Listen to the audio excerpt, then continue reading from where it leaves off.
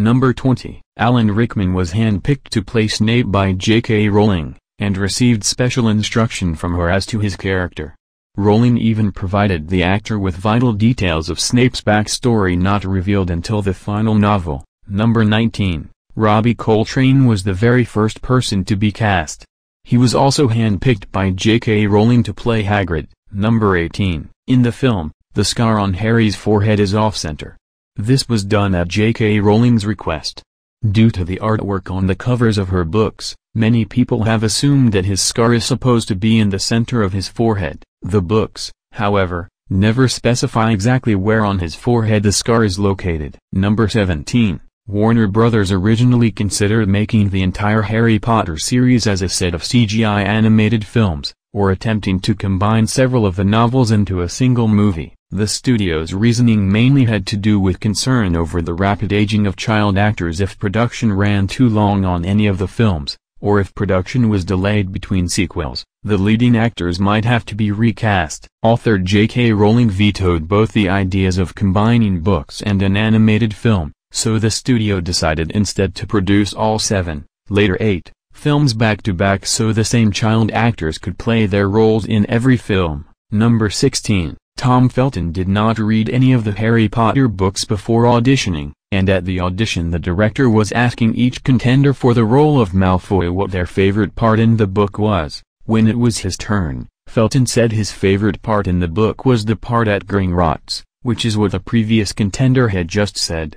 The director saw through this very quickly and thought it was very funny. Number 15. In the troll scene in the girls' bathroom, Daniel Radcliffe isn't actually on the troll's neck, because the motions would have snapped his neck, therefore, his image was digitally added. Number 14. The child actors in Harry Potter would do their actual schoolwork in the movie to make the school setting more real. Number 13. Nicholas Flamel, mentioned as the creator of the Philosopher '/Sorcerer's Stone, has figured as a plot device in novels featuring characters such as Batman, Indiana Jones, and Robert Langdon of the Da Vinci Code. 2006. He was, possibly, a real alchemist, born in France around 1330, who was believed by some people to have produced the Philosopher's Stone, since there were mysterious circumstances surrounding his death in 1418. It has been rumored that he lived for hundreds of years.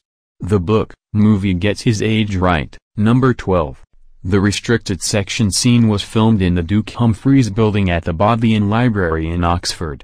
They have very strict rules about not bringing flames into the library. The makers of Harry Potter were the first ever to be allowed to break this rule in hundreds of years. Number 11. In addition to Steven Spielberg, other candidates for the director's job were Jonathan Demme, Brad Silberling, and Terry Gilliam. Gilliam was J.K. Rowling's initial favorite, but the studio finally picked Chris Columbus to direct because he had experience directing child actors. Columbus was also asked many times by his daughter to direct, and he agreed after he read her copy of the book. Number 10. The inscription around the mirror of Erised says, Eristra eru oichub kafru oidon wasi.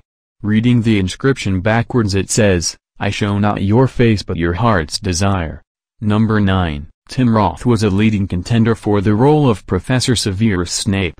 Roth dropped out of contention, however, to pursue his role as General Thade in Tim Burton's adaptation of Planet of the Apes. Number 8. In this film, all the food that you see in the Great Hall feasts are real. Director Chris Columbus wanted a very elaborate welcome feast to match the description in the book, with roast beef, ham, turkey, and all the trimmings. Unfortunately, filming under the hot stage lighting for hours at a time quickly caused the food to develop an unpleasant odor, despite the meat being changed every 2 days and the vegetables twice a day. For the following films, samples of real food were frozen so that molds could be made of them and copies cast in resin. Number 7. In order to make the Dursleys' house even more unpleasant, set decorator Stephanie McMillan deliberately sought out the ugliest furnishings possible. Number 6. The scenes at Hagrid's hut were filmed on location, albeit in a small patch of land in London not far from Leavesden Studios. The hut was demolished when the shoot wrapped in case fans of the film swamped it. Number 5. The movie is known as Harry Potter and the Philosopher's Stone everywhere except the USA, and so every scene in which the Philosopher's Stone was mentioned was filmed twice, once with the actors saying philosophers and once with the actors saying sorcerers, or redubbed. Notably, one of the times Hermione says it in the library, her face isn't shown. The reason for this was to keep the films consistent with the book series. The U.S. publisher, Scholastic, had changed the title and corresponding text to Sorcerer's Stone. The title change was done with the consent of author J.K. Rowling, but she has since said that she regrets having granting permission, and as a fledgling author she wasn't in a strong enough position to fight it at the time. Number 4. Author J.K. Rowling revealed on her website that she was considered to play Lily Potter during the Mirror of Erised scene, but she turned down the role, which instead went to Geraldine Somerville. Number 3.